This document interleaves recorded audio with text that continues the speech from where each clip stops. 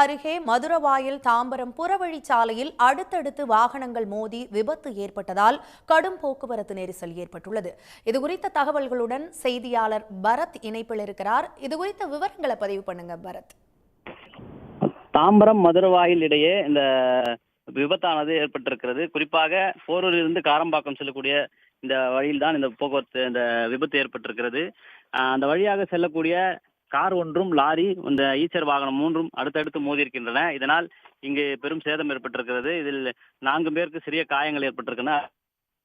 சிறிய காயங்களுடன் தப்பியிருக்கிறார்கள்.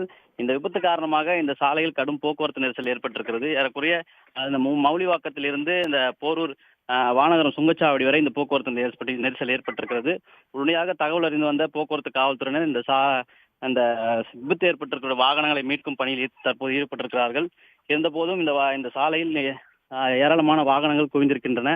தற்போது இந்த பணிக்கு சென்று விட்டு வீடு திரும்புவதன் காரணமாக ஏராளமான வாகனங்கள் இந்த சாலை தாம்பரம் மதுரவாயிலிருந்து தாம்பரம் செல்லக்கூடிய சாலையில் ஏராளமான வாகனங்கள் வந்து கொண்டிருக்கின்றன. அந்த சாலைகள் முற்றுமாக தற்போது இந்த போக்குவரத்து நெரிசல் சிக்கி தவித்து வருகிறது.